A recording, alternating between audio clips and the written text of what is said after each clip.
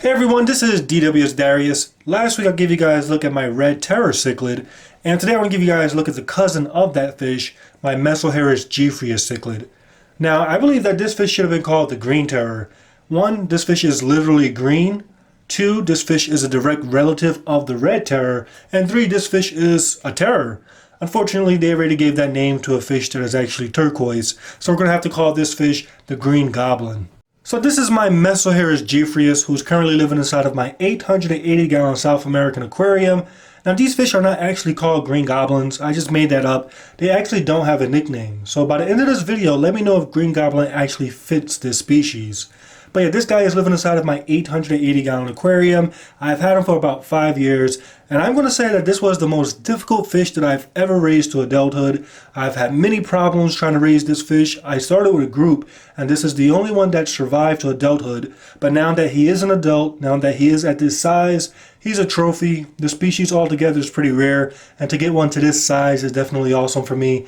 And I'm going to explain a little bit later why he was so difficult, but first I want to give you guys just some information about the species. So the Mesoheros Gephyrus cichlid is a cichlid that comes from South America. They are collected around Colombia, Panama, Ecuador, pretty much the same areas where you could find a cousin, the Mesoheros festae. These guys are omnivores. In the wild, they spend a lot of time hunting insects, but if they have to, they will eat plant matter to survive.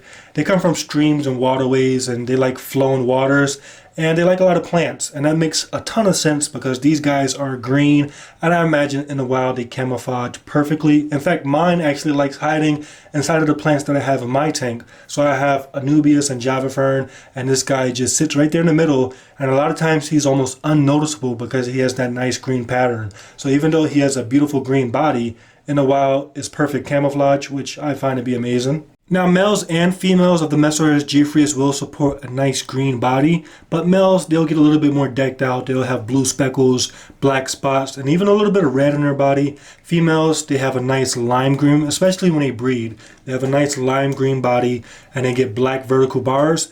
And altogether, male or female, both of them look really awesome. They don't look the same, so I think that's pretty cool. If you get a mated pair, you don't have two fish that look identical. You have two different beauties, and that's something I love with the species of Mesoheros altogether. The festae, the male and female, both look different, but they both look awesome in their own way.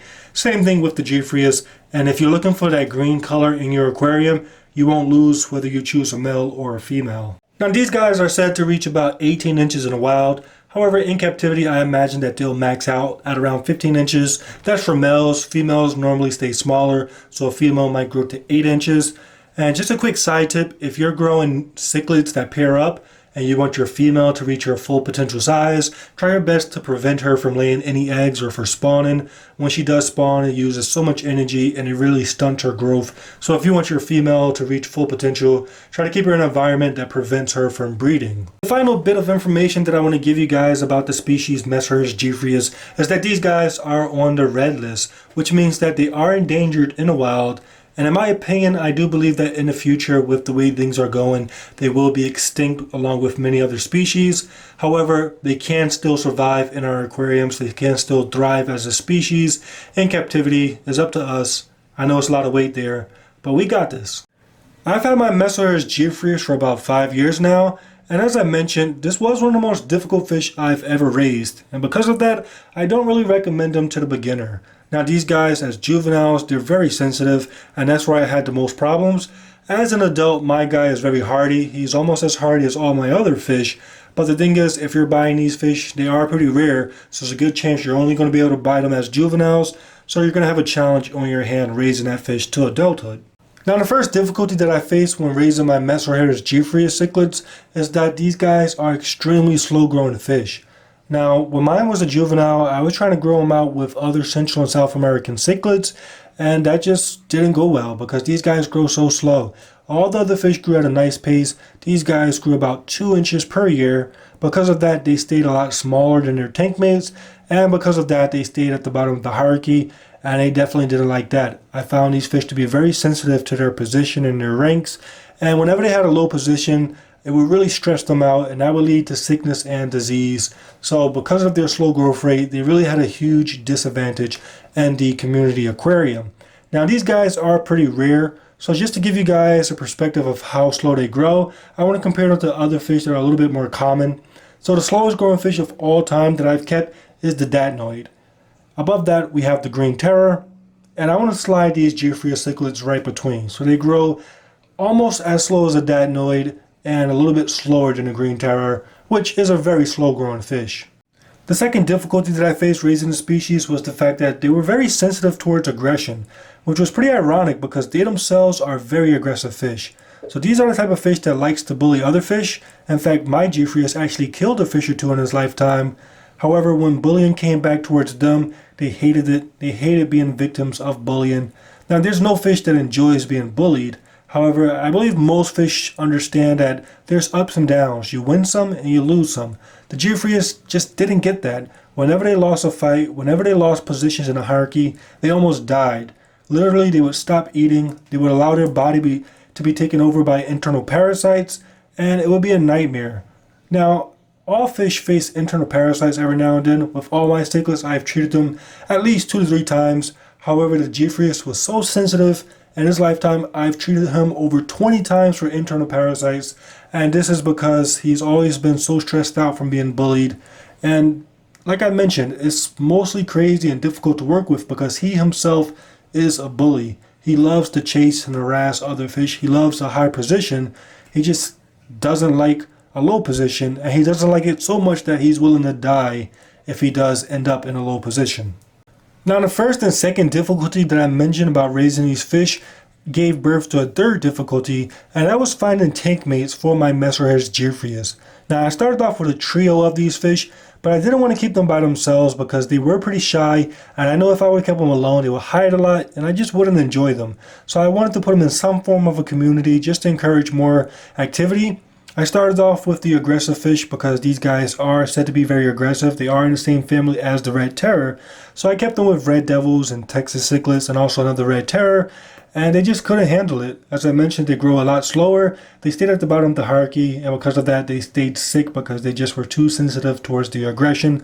So that didn't work out. Then I tried to keep these fish with more peaceful cichlids like acaras and firemouths and angelfish. But that was a disaster as well because these Gephyrus were overly aggressive towards these fish. Like I mentioned, they are bullies. They hate being bullied, but whenever they get the opportunity, they will love a high position and they will love to bully other fish. So that didn't work out either. Then I tried to keep these guys with just dither fish like tetras and catfish that they shouldn't find too much of a threat. But then they showed the new side, their predatorial side, and they were eating the catfish, they were eating the tetra, and that didn't work out as well. I actually have a video of me pulling out a catfish out of my Gephyrus's mouth because if I didn't, he would have choked on it. Look at that. The fins were stuck in his mouth. So these guys just were almost impossible to put inside a community aquarium.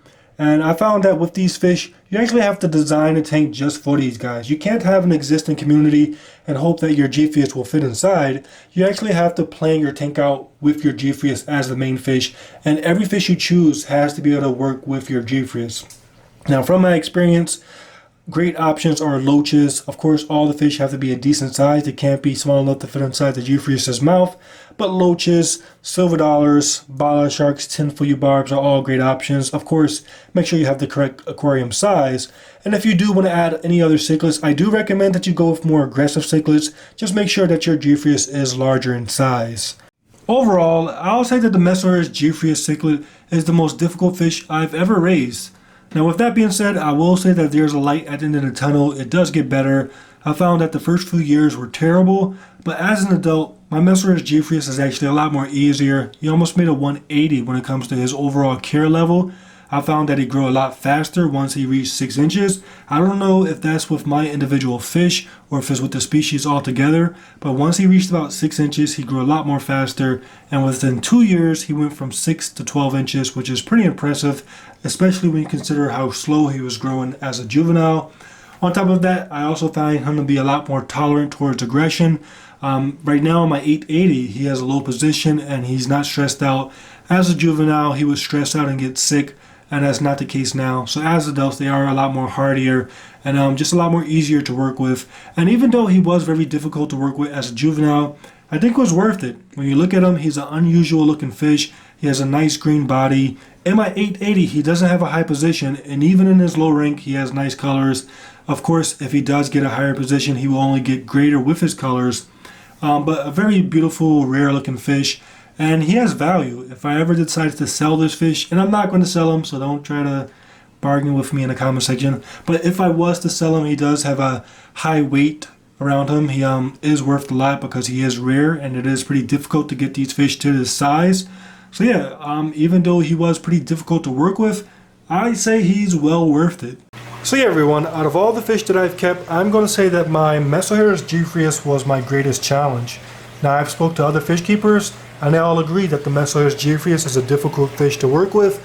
But if you've kept this fish and you've had a different experience, let me know in the comment section below. And overall, what do you guys think about the species? I know it looks awesome. Just give me your thoughts in the comment section below.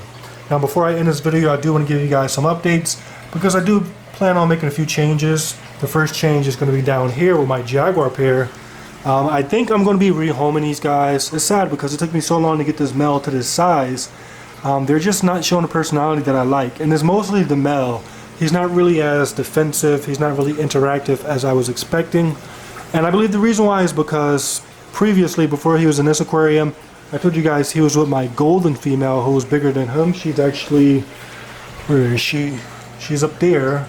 They were paired together and she beat him up. And the last time I had a female beat up a male, it was more than physical damage. It was like mental damage, and the male's pride was just wrecked. That doesn't make sense if you're not into fish like me. But trust me, it happened to my last green terror pair. The one that you saw earlier in the video, that was my best male, but I had one with a bigger female. The female beat him up. He was depressed, and eventually he died. Looks like this guy is taking the same route. He's very depressed, and not really showing that jaguar personality. I know how to fix him. The way to fix him is to put him in the community, and in the community he has no choice but to come back alive, but to show that attitude, and that's how you fix it. I just don't want to put him back in my South American tank, so I'm likely going to rehome him. I'm going to rehome my female. I'm probably going to rehome my female Dovi. I was trying to pair her with Endonymus, but Endonymus was being too aggressive towards her, so I'm likely going to rehome her. And I'm also going to rehome my female Jaguar because she has no chance going with Endonymus. When they were kids, he tried to kill her, and I think he's not going to have any acceptance of her. Besides that, we also have my Polypterus Inacheri in here, a fish that I barely noticed, and because of that, I want to rehome him. And yeah, all in the effort to give my current fish a better home. So once this tank is empty, there's a couple of things I could do. I could bring over these baby jaguars. This is from a spawn of theirs. I have about 12 of them. I could put them in this tank and grow them out, and maybe I'll find one that has just a great personality and I'll keep it.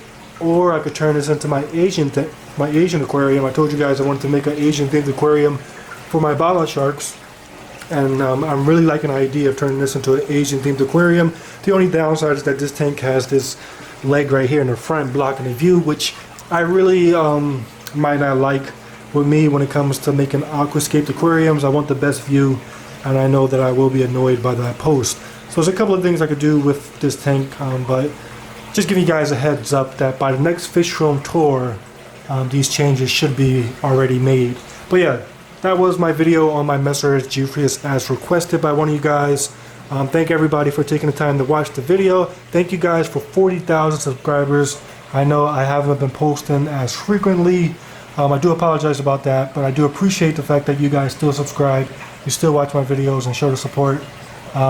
Definitely appreciative. So yeah, hope you guys enjoyed the video, and I guess I'll catch you guys on the next one.